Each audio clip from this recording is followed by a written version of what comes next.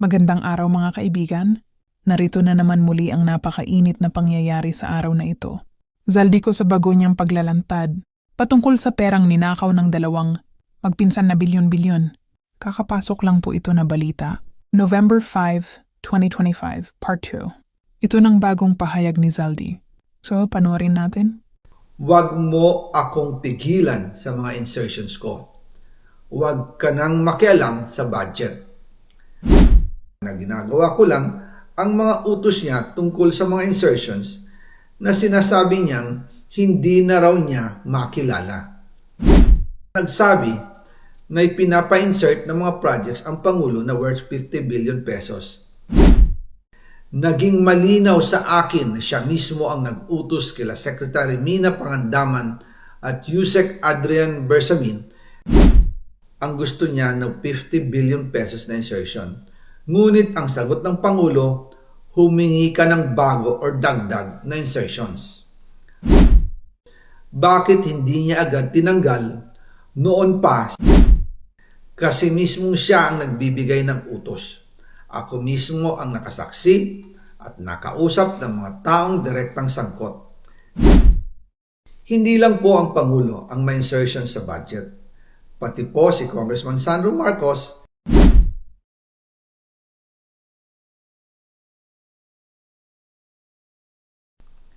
pero kahit na i-deliver na ang 1 billion pesos para kay Pangulong Marcos at kahit na isama na rin sa 2025 budget ang 100 billion pesos insertion sa pamamagitan ng BICAM Committee, ayon mismo sa utos ng Pangulo, nagagalit pa rin daw si BBM. Kaya noong February 2025, sumulat po ako ng isang confidential letter kay Pangulong Marcos. Doon ko ipinaliwanag na ginagawa ko lang ang mga utos niya tungkol sa mga insertions na sinasabi niyang hindi na raw niya makilala. Ilalabas ko po ang sulat ko sa Pangulo kasama ng bidyong ito.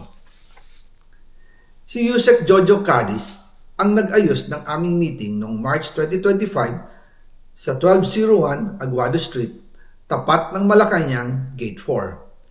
Pero sa halip na kumalma ang Pangulo, lalos lang siyang nagalit.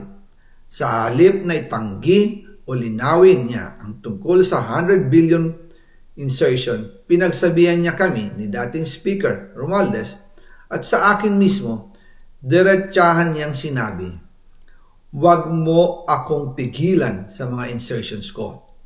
Huwag ka nang makialam sa budget."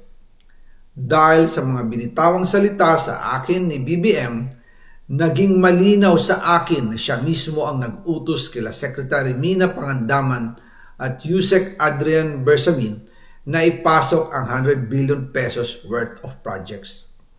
Kaya kung hindi talaga totoo na galing sa Pangulo ang utos, bakit hindi niya agad tinanggal noon pa sina Secretary Mina Pangandaman at Undersecretary Adrian Bersamin nang pinaalam ko sa kanya ang 100 billion insertions sa pamamagitan ng sulat?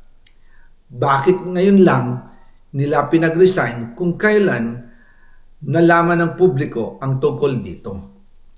And also kinausap ako ni Yusek Jojo Cadiz at nagsabi na pinapa-insert ng mga projects ang Pangulo na worth 50 billion pesos. And sinabi ko kay Yusek Jojo na meron ng instruction kay Secretary Mina Pangandaman at Yusek Adrian Bersamin about the 100 billion pesos insertion. And sabi niya, kakausapin niya ang Pangulo na kung pwede, doon na lang i-charge ang gusto niya ng 50 billion pesos na insertion. Ngunit ang sagot ng Pangulo, humingi ka ng bago or dagdag na insertions. Doon po nakita at naramdaman na hindi pwedeng sabihin ng Pangulo na wala siyang alam sa mga nangyayari. Kasi mismo siya ang nagbibigay ng utos. Ako mismo ang nakasaksi at nakausap ng mga taong direktang sangkot.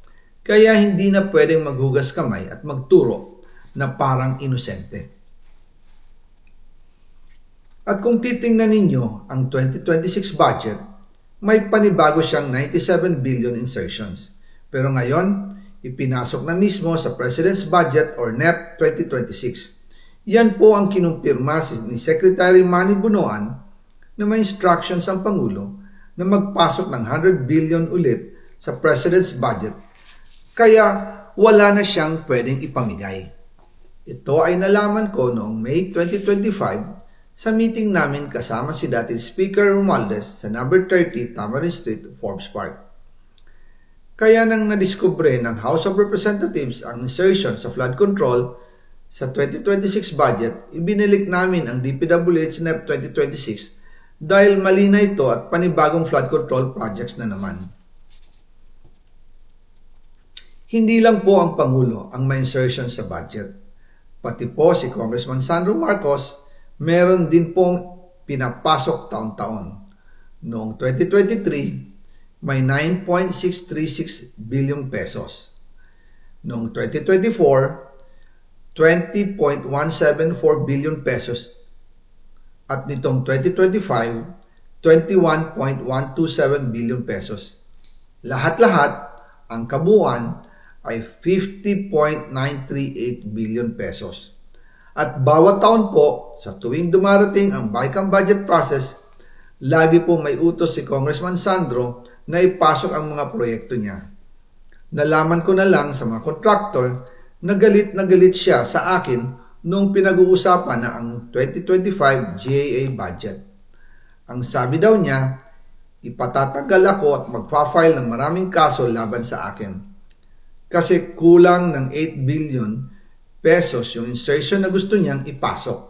Ang dahilan daw, may mga contractor na nakapag-advance na sa kanya at dahil hindi na ipasok ang buong halaga, kailangan daw niyang magsauli sa mga yon. Para malinaw sa taong bayan, ilalabas ko po sa video na ito ang listahan ng mga proyekto na kasama sa mga insertions ni Congressman Sandro.